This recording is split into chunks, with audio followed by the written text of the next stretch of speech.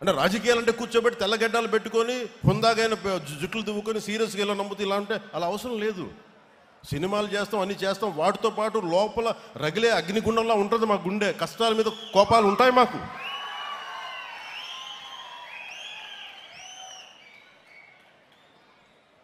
Global politics ఎలా మారిపోయింది? ఒకప్పుడు క్యాపిటలిస్ట్ అమెరికా అంటే ఈ రోజున లెఫ్ట్ టెండెన్సీస్ ఉన్నాయి. లెఫ్ట్ వింగ్ అని మాట్లాడుతూ ఉన్నారు. ఇన్ని దేశాలు ఇన్ని రకాలుగా భావజాలాలను మార్చుకుంటా ఉంటే, ఒకప్పుడు Saudi Arabia completely hard core Islamic country నుంచి ఆడవాళ్ళకి డ్రైవింగ్ లేకపోతే వాళ్ళు మార్చుకుంటా ఉన్నారు. ఆడవాళ్ళకి ఓటింగ్ హక్కు లేకపోతే ఓటింగ్ హక్కు ఇచ్చారు. ఆడవాళ్ళు డ్రైవింగ్ చేయకూడదు, ఆడవాళ్ళకి డ్రైవింగ్ చేయించారు. ప్రపంచ కార్మికులారా ఏకం కండి చెప్పి దశాబ్దాలు ఊదరగొట్టి ఇలా చేసి చివరికి ఏం చేశారు? ఎవరి ప్రాంతం కార్మికులు వాళ్ళకే మీరు ఈ రాష్ట్రంలో మీకు సంబంధం అని చెప్పి వచ్చినాయి కదా ఇవన్నీ. మరి కమ్యూనిజం ఏం మాట్లాడదు దీని మీద? మీరే ఇన్ని రకాలుగా మారినప్పుడు ఇవన్నీ అర్థం చేసుకునే మేము 7 సిద్ధాంతాలుగా మాట్లాడాం. అవగాహన లేక కాదు, సంపూర్ణమైన అవగాహనతోనే మాట్లాడాం. అవగాహన లేకుండా మాట్లాడతామా? ఏమి చదవకుండా వస్తామా? కానీ కాలం నేను ఒకరిని చెప్తే సరిపోదు, నిలబడాలి.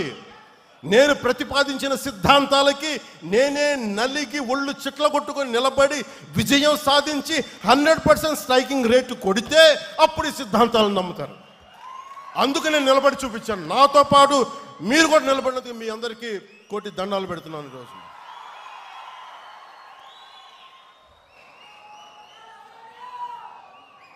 Love you. ఏదైనా మాట్లాడితే మారిపోయామంటే ల్యాండ్ ఆఫ్ తిలక్ మహారాష్ట్ర ఏం మాట్లాడద్ది?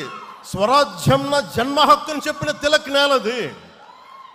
అలాంటి నేల కేవలం అది మరాఠీ మాణుస్ అని చెప్పలేదు. ఆయన చెప్పింది మరాఠీ మాణుస్ ఇచ్చిన స్లోగన్ ఏంటంటే సంపూర్ణమైన దేశానికి స్వరాజ్యం నా జన్మ హక్కు అని.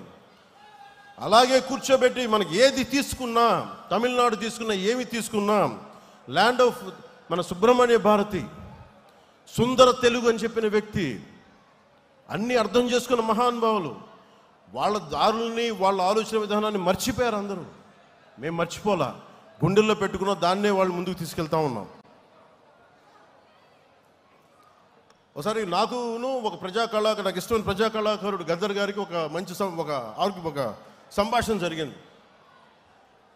నేను ఒకటే చెప్పాను, తమ్మి నువ్వు మా వాడివి కాదురా, నువ్వు వెళ్ళిపోయావు, నువ్వు పక్కకి అంటే నాన్న ఎప్పుడు నేను మనిషిని అన్నా, నేను అందరూ బాగుండాలని కోరుకుంటాను అంటే ఆయన